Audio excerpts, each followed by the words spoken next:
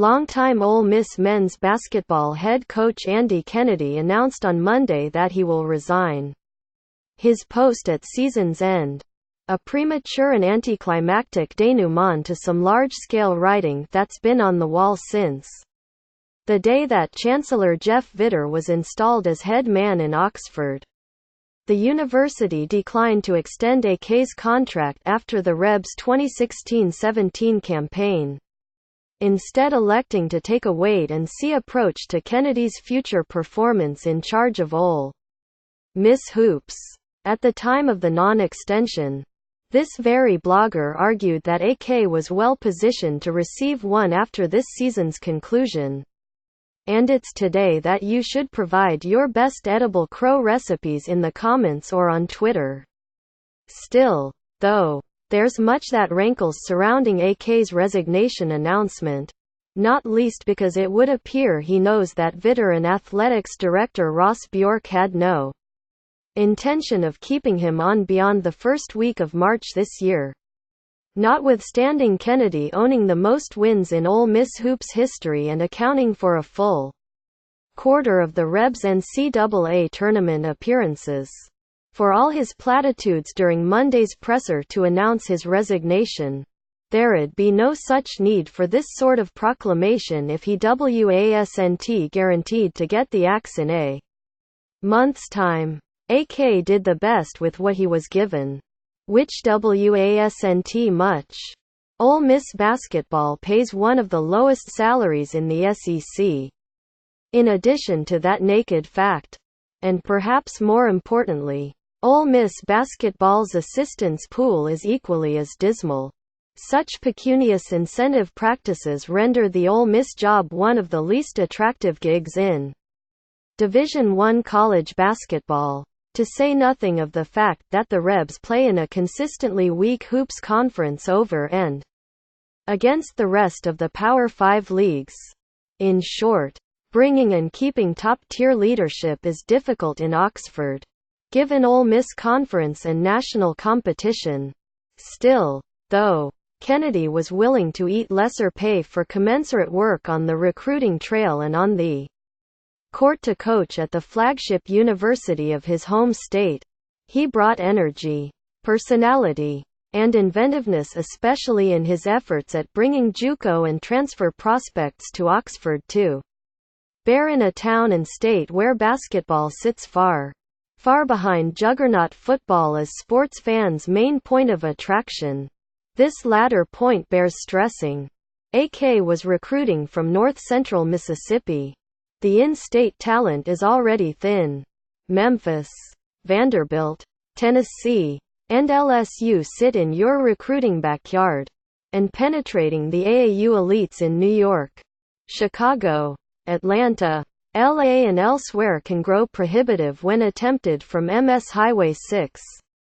If upper echelon coaches look easily past Ole Miss, it's easy to understand why five-star prospects from the Northeast should do so as well.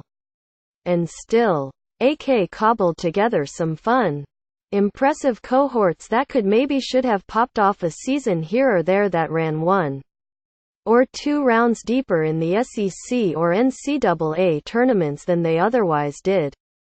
Certainly Stephen Moody's final stint in Oxford should have ended with one more big dance appearance. But he couldn't do it all himself.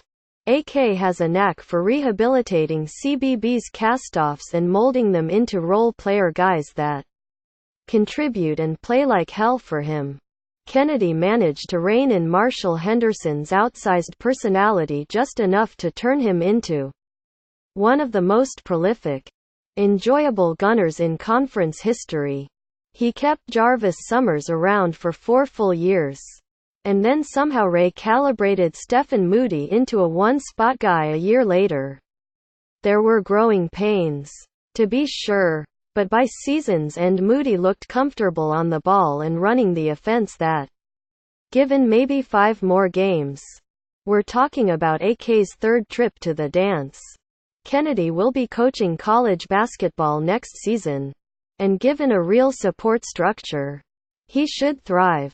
Kennedy leaves Oxford having led Rebel Hoops to 3 AP Top 25 rankings inside the top 20. He took Ole Miss to the NCAA tournament twice. Won the SEC tournament outright in 2013. And garnered a winning percentage just north of 61%. Again. Given that this is Ole Miss basketball. That's stunning. Oh yeah. He also leaves Oxford as the longest tenured coach in the SEC. Perhaps it's that continuity and lack of real upward swing in results that ushered his exit. Perhaps it's a grand combination of that and all the adversative factors listed above. Perhaps Bjork really wants to commit to Rebel Hoops and bring in a rising personality that'll spend 4 years revamping the shop into the Sweet 16 before jumping ship for some other major. And so the cycle continues. Andy Kennedy will most definitely coach college basketball again. And he'll do so at a mid-major or Power 5 program with an appropriate robust substructure beneath. It's basketball team that'll see him thrive. He's obviously a powerful motivator. He's coached all over the country. Against the nation's best competition. And often with a sizable disparity in talent level. It'll be different for AK. Wherever he lands. Basketball in Oxford afforded a certain degree of autonomy and anonymity. Especially under the hailstorm of Hugh Freeze's football tenure.